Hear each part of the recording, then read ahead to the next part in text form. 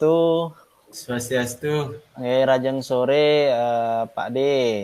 Jadi hari ini kita selama 15 menit ke depan kita akan ngobrol, bincang-bincang dengan sesi apa sih yang akan kita bahas hari ini. Jadi kalau misalkan kita balik lagi, kira-kira apa sih yang ingin Pak Made bicarakan untuk di sesi bincang-bincang hari ini, Pak?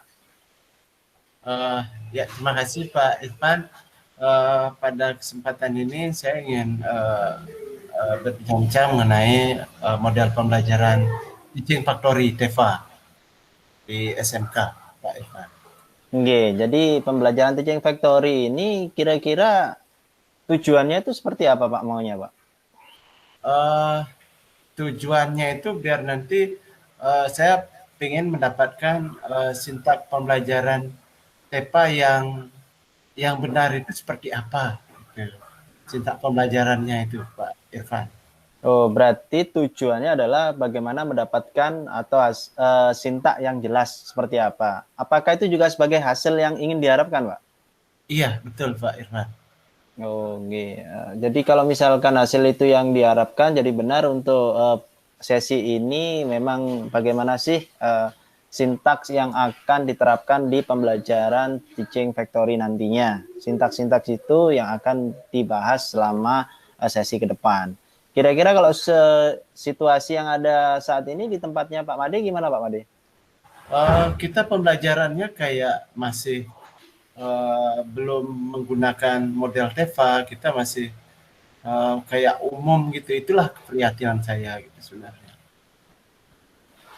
Artinya berarti kondisi yang saat ini itu apakah hal itu kurang atau sudah berjalan dengan baik, Pak De?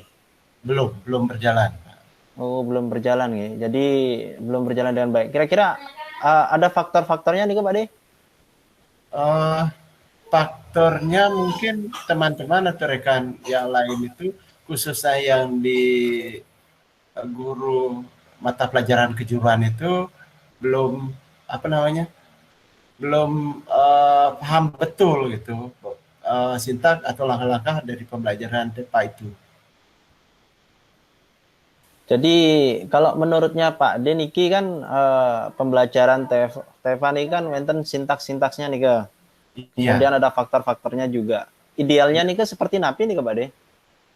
Uh, Idealnya dalam pembelajaran itu uh, karena kita kan sekolah kejuruan tuh Oke. apalagi sesuai dengan instruksi Presiden tentang revitalisasi SMK, pembelajaran kita itu diarahkan ke produk atau jasa, hasilnya itu produk atau jasa gitu Pak Irfan. Oke, berarti artinya hasilnya adalah berupa produk atau jasa. Jasa. Berarti selama dari awal hingga sekarang dalam percakapan kita atau bincang-bincang kita ini kira-kira apa saja sih yang Pak Pak Made harus lakukan atau Pak Made sadari yang harus berubah nih kan api mantan Pak? Yang berubah sudah pasti penerapan model pembelajaran itu harus berubah biar bisa menghasilkan suatu produk atau jasa gitu Pak. Jadi adanya produk dan jasa. Kira-kira kalau misalkan ketika udah ada produk dan jasa sebagai outputnya, secara sistematis apa sih yang menurutnya Pak D itu perlu diperbaiki atau perlu ditingkatkan? Jadi ada skemanya nantinya Pak D. Iya, sudah pasti di sini kita tidak bisa apa namanya berjalan sendiri-sendiri. Sekolah itu tidak bisa berjalan sendiri-sendiri. Sudah tentu sekolah harus menggandeng DUDI ya dunia usaha industri biar produk atau jasanya itu match selaras dengan kebutuhan dari industri seperti itu Pak. Oke, mantap sekali. Berarti ada hubungan dengan Dudi juga nggih. Wonten alternatif lain nggih, Pak De? Uh, Mungkin untuk yang model pembelajaran ini kita gininya ke Dudi yang lebih fokusnya Pak Irfan. Oh, nggih. Artinya peran Dudi juga sangat berperan ya sebagai Oke. teaching factory. Berarti mungkin solusi dan alternatif lebih ke arah ke Dudi nggih Pak nggih? Nggih, nggih. Ya. Kira-kira napi yang bisa menjadi apa ya kesimpulan ya menurutnya Pak D dari percakapan hari ini, kemudian arahnya juga hingga menjadi solusi ini kan napi nih Pak D? Mungkin kesimpulannya itu yang pertama, sebagai sebuah sekolah kejuruan sudah seharusnya kita sudah harus berubah. Berubah itu dalam pembelajaran dengan mempergunakan model pembelajaran yang menghasilkan satu produk atau jasa. Nah, di samping itu harus juga selaras dengan kebutuhan dunia usaha dan industri. Oh, mantap Pak D. Jadi sudah terlihat sangat jelas lagi langkah yang akan Pak D lakukan setelah ini napi nih Pak D. Langkahnya itu langkah yang utama adalah sudah pasti menerapkan model pembelajaran teaching factory dalam pembelajaran entah di kelas maupun di workshop masing-masing. Seperti itu. Ketika misalkan ada pilihan nih Pak D, pilihan realistis yang dilakukan ke depan, mungkin ada sebagai harapannya Pak D nih kan napi Pak D. Harapannya memang semua rekan-rekan khususnya yang di Prudip, bukan hanya di Prudip, tapi semua guru mata pelajaran di SMK itu sebenarnya bisa diarahkan untuk menghasilkan satu produk atau jasa, bukan hanya mata pelajaran kejuruan, dari agama dan seterusnya pun sebenarnya bisa gitu. Sebagai contoh yang agama itu, kalau kita di agama Hindu tekankan anak-anak bagaimana punya keterampilan untuk buat banten misalkan. Katakanlah contoh kecil itu pejati. Itu kan bisa dijual gitu kan. Seperti itu. Oke, berarti ada nilai jual yang nanti bisa digunakan. Mungkin kalau misalkan langsung diimplementasikan kapan nih Pak D maunya dilakukan Pak D? Saya menginginkannya di tahun ajaran baru ini, tahun pelajaran 2021 2022-nya ini Pak Irfan. Mantap. Artinya untuk tingkat keberhasilannya bagaimana Pak D untuk memastikan hal itu Pak D? Untuk memastikan ini berhasil sudah tentu memang harus diperlukan tekad dari semua komponen sekolah agar bisa mengaktualisasikan model pembelajaran seperti ini dan ada kerjasama yang memang konsisten antara pihak sekolah dengan Dudi tentang produk atau jasa yang akan dihasilkan dari pembelajaran ini. Mantap. Artinya berarti banyak dukungan nih Pak D. Kalau misalkan bisa disebutkan dukungannya saking napi manten mau Pak D? Yang pertama sudah pasti dari kepala sekolah, teman-teman guru, siswa, orang tua, dan pihak dunia usaha industri. Mantap Pak D. Jadi dari sesi di awal hingga sesi sekarang sudah lebih mengarah dan mengkerucut. Kira-kira setelah dari awal hingga sekarang, kesimpulan apa yang bisa Pak D ambil atau arahkan dari pembelajaran Teaching Factory sebagai goal sintaknya tadi Pak D? Kesimpulannya yang pertama kita harus memang ada MOU dengan Dudi ya tentang nanti produk atau jasa yang dihasilkan. Nah, implementasi dari kesimpulan yang pertama ini adalah harus ada penyelarasan kurikulum. Terus yang kedua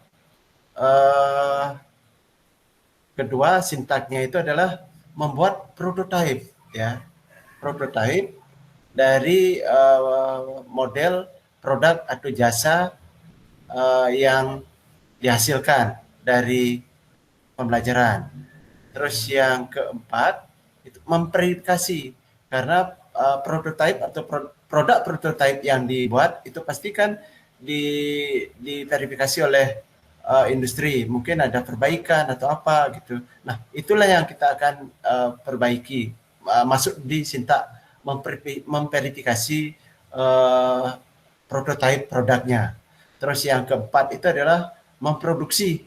Yang memproduksi kalau seandainya itu sudah clear verifikasinya, baru kita produksi massal, mungkin dalam skala banyak sesuai dengan kebutuhan Dudi tersebut.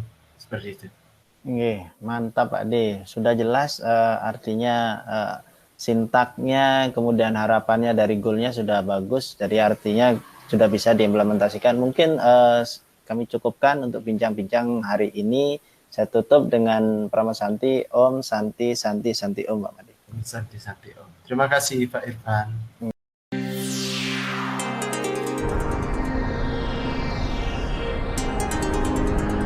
Irfan. Oke, selamat sore Pak. Gimana kabarnya Niki? Alhamdulillah sehat Pak Made. Gimana Pak De? Baik juga Pak Irfan. Untuk Niki, nanti yang kira-kira kita bicarakan nanti di sesi Niki. Jadi saya ini ingin tahu nih sebenarnya Pak D, pembelajaran daring seperti apa sih yang patut untuk diterapkan di sekolah Pak D? Bentar. Nggih. Terus apa yang Pak Irfan harapkan dari percakapan kita hari ini? Saya inginnya ada goal dari faktor-faktor yang mempengaruhi penggunaan pembelajaran daring Pak D di sisi guru dan juga di sisi siswa nih Pak D. Bisa dijelaskan maksudnya Pak Irfan? Oke, jadi pembelajaran daring ini kan banyak, ada yang hanya sekedar mengkomunikasikan, ada yang hanya sekedar saling meet, ada yang hanya sekedar mentransfer. Maunya yang bisa memfasilitasi semuanya, tapi guru dan siswa itu tidak merasa terbebani nih kata Pak De. Oh, nggih. Berarti selama ini kondisinya seperti apa Pak Irfan? Kondisi yang di sekolah hampir sekian persen guru yang di atas 50 hingga 60% menggunakan komunikasi berbasis sosial media yang hanya sepertinya bertukar sharing informasinya, mentransfer ilmu saja Pak D. Jadi ini tugasnya silakan dikirim, nanti diupload di sini, hanya seperti itu saja di media sosial sih sebenarnya Pak D. Oh, gitu. Terus apa yang kira-kira yang sudah berjalan baik dari pembelajaran daring itu Pak Irfan? Untuk keseriusan teman-teman rekan guru dan juga siswa sebenarnya sudah sangat antusias dengan pembelajaran daring. Hanya wadahnya saja yang mungkin kurang bisa mewadahi mereka. Terkadang saat berkomunikasi menggunakan aplikasi yang satu, saat menggunakan Meet menggunakan aplikasi yang satu, saat mau ngumpul tugas pun menggunakan aplikasi yang satu. Artinya berbeda aplikasi. Okay. Terus faktor-faktor apa saja yang mempengaruhi dari kegiatan pembelajaran daring ini ke Pak Irfan? Jadi faktor pembelajaran daring yang mungkin dari sisi rekan guru dan juga siswa ini lebih mengarah bagaimana ketermudahan, artinya isi untuk digunakan, kemudian yang kedua aksesnya juga mudah, yang terakhir bagaimana mode daring ini tidak terlalu membuat ribet atau membuat mereka terasa terbebani, Pak. Apakah itu bisa dikatakan juga sebagai hambatan ya, Pak Irfan? Sebagai hambatan juga bisa, sebagai faktor pendukung juga bisa, Pak D. Sebagai hambatannya artinya memang mereka mungkin yang familiar menggunakan aplikasi tersebut.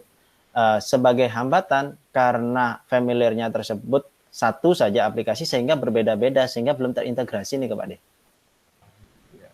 Terus Idealnya itu seperti apa, Pak Pak Irfan yang harapkan? Nggih, idealnya sih maunya rekan-rekan guru dan juga para siswa itu menggunakan satu aplikasi platform dengan mode daring yang bisa mengintegrasi keseluruhan. Artinya tidak perlu membuka banyak aplikasi ketika melakukan pembelajaran daring nih Pak De. Ya, ya. Terus ada hal-hal yang perlu diperbaiki atau ditingkatkan enggak dari proses pelaksanaan pembelajaran daring dengan berbagai media tersebut, Pak Irfan? Eh, Sebaiknya memang banyak sekali sih faktornya Pak De, karena pembelajaran daring juga dipengaruhi oleh kondisi di lingkungan peserta didik dan juga lingkungan dari guru tersebut. Artinya karena menggunakan konektivitas jaringan internet, maka kondisi daerahnya juga berpengaruh. Kemudian yang kedua, peranan gadget yang digunakan juga berpengaruh. Yang terakhir, ketika kurangnya atau rendahnya sosialisasi terhadap penggunaan gadget sesama guru dan peserta didik membuat mereka artinya bergerak dengan menggunakan aplikasi yang familiar saja. Ada alternatif lain mungkin? Alternatifnya sih yang pertama mungkin sebaiknya memang dalam tanda kutip mungkin tidak menggunakan satu aplikasi, berbeda aplikasi yang memiliki tingkat integrasi yang susah. Karena itu juga menyulitkan peserta didik yang pertama dan juga menyulitkan para guru. Karena kalau misalkan satu guru menggunakan aplikasi yang berbeda dengan guru lain yang berbeda, berapa juga siswa menggunakan aplikasi yang berbeda tersebut. Dari alternatif yang tadi Nike, yang paling realistis yang bisa diterapkan itu apa saja Pak Irfan? Yang paling realistis dalam pembelajaran daring sih sebenarnya bisa menggunakan Learning Management System atau yang sering disebut dengan LMS. LMS ini bisa memfasilitasi dan mewadahi baik rekan-rekan guru dan juga peserta didik dalam mengintegrasikan cukup satu aplikasi saja dan itu juga ringan di gadget atau di perangkat yang rekan-rekan guru dan siswa gunakan ya Pak De. Berarti menggunakan kayak LMS ya? Nggih. Kira-kira kapan Pak Irfan bisa melakukannya? Penggunaan LMS ini sebenarnya tidaklah sulit. Artinya cukup satu wadah yang bisa dipakai. Misalkan LMS-nya berbasis Moodle, bisa langsung digunakan 1 atau 2 minggu sebelum ajaran baru semester ganjil tahun 2021-2022, Pak Di. Okay.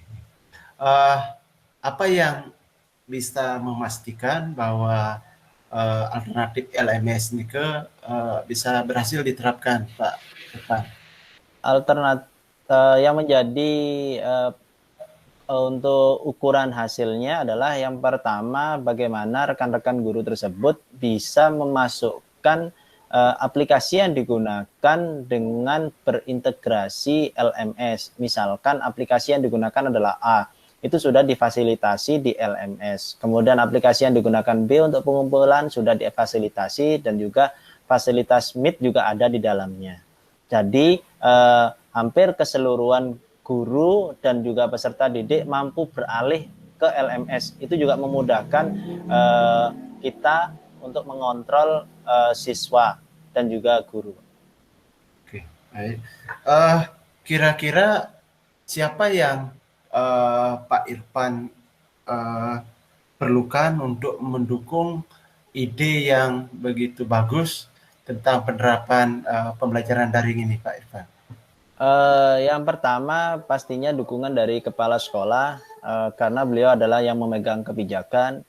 Kemudian yang kedua adalah tim manajemen yaitu Waka Kurikulum lebih tepatnya karena beliau juga yang mengarahkan nantinya pembelajaran daring seperti apa yang akan diterapkan karena mendengar PTM juga akan dibuka dengan sistem mungkin gabungan antara daring dan luring.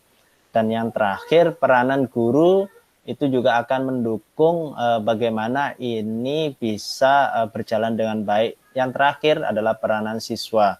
Kenapa siswa juga penting? Karena mereka harus beralih dari aplikasi yang menurutnya mereka begitu banyak sekali menjadi satu aplikasi yang bisa berintegrasi dengan yang lain. Berarti Pak Irfan perlu dukungan kepala sekolah, kurikulum ya, waka yang terkait kurikulum, guru sama siswa ya, seperti itu. Nah, kira-kira apa yang bisa Pak Irfan simpulkan dari pembicaraan kita dari awal sampai yang terakhir ini, Pak Irfan? Oke, jadi dari pembelajaran daring ini sebenarnya permasalahannya adalah bagaimana mengintegrasikan banyaknya aplikasi yang digunakan oleh rekan-rekan guru dan siswa yang belum terintegrasi menjadi satu. Oleh karena itu perlulah wadah. Wadah ini yang menjadikan fasilitasi beberapa aplikasi tersebut sudah terwadai dengan baik. Artinya ketika menggunakan pembelajaran daring bisa digunakan cukup satu dan itu bisa dipakai dimanapun, kapanpun dan tidak terlalu membutuhkan resource yang banyak ketika mengaksesnya. Oke, good ide yang cemerlang Pak Irfan. Semoga berhasil ya. Oke, terima kasih Pak Made.